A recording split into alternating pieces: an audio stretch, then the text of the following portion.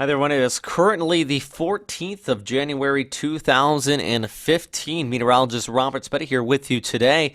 And what you are looking at is the latest satellite imagery of our now tropical storm, Mekkhala, continuing to pull off here towards the northwest. At least at this time, this has winds about 35 knots based by the latest analysis of the Japan Meteorological Agency. Them being the RSMC, when they say it is a tropical storm, it does get that name. That makes it the first named storm system here of 2015. Thus, in Japan, also known as Typhoon.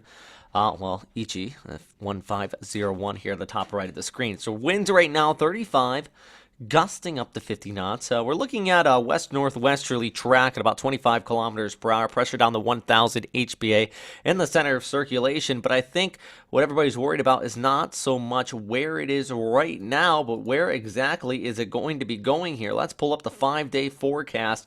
And the big thing I do want to note is look at this. We have it tracking off towards the west, and it starts to make a turn towards the north in the extended forecast as we go through the weekend. This is fantastic news, by the way. I know the last basically 48 hours I've been saying that the forecast is uncertain. It could track right into the Philippines. With this northerly turn, it's going to interact more with the northeast monsoon. That's his bands of strong northeasterly winds coming around the Siberian high, which is also ridging in from the north, following behind a storm system that will be moving over Japan here on Thursday. So you have to thank the weather in Japan for improving the weather actually down towards the Philippines, because you see this move overhead and even the possibility of some snowfall on western portions of Tokyo.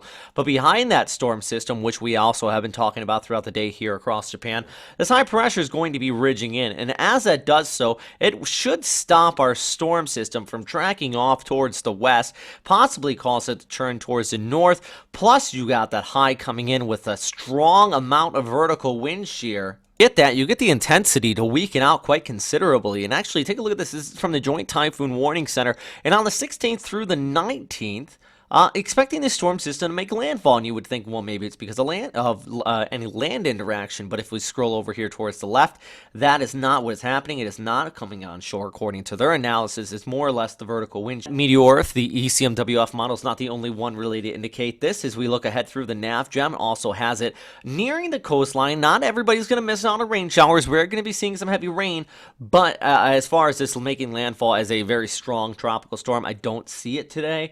I know yesterday I said there was the risk of some showers coming out of this. Even compare this up with the GFS model right here.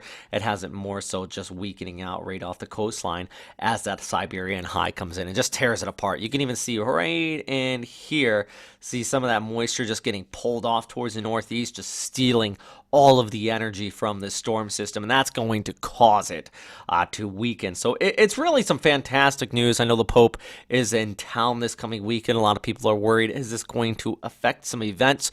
Maybe along the eastern seaboards, you may want to have an umbrella handy if you are heading out to any of his events, but I don't see a strong tropical storm on shore, once again, mainly because of this low pressure system, the Siberian high coming in behind it, and then there's our low. This is January, you have to remember, and a minute it ventures north of 10 degrees north, which it is doing right now, it is going to have to contend with the northeast monsoon. So this is some fantastic news, but you're not out of the woods completely. It does look like there is going to be still some rain showers across eastern Visayas, southern Luzon, possibly some gale force winds because of that interaction with the north monsoon. Not directly tropical related, but because you have a low and that high, you set up a tight pressure gradient. So looking at gale force winds up and down the coastline of Luzon here as we look ahead into the weekend. All right, guys, that is all for me right now. That's a pretty quick update on this one. I know a lot of you are worried. You are continuing to track this storm system, and of course, here at WesternPacificWeather.com, we're going to keep you posted. Right now, this could be a big rainmaker, but thankfully, you can already see the shear coming in, and you can see this kind of getting sheared off on the northern periphery. That's what these lines kind of wispy on the northern extent of that satellite imagery, starting to have an interaction. I think the bigger topic, I know that the bulk of the viewers here are from the Philippines, But I think that one of the bigger topics is off here towards the north with these blustery conditions that are going to be seen.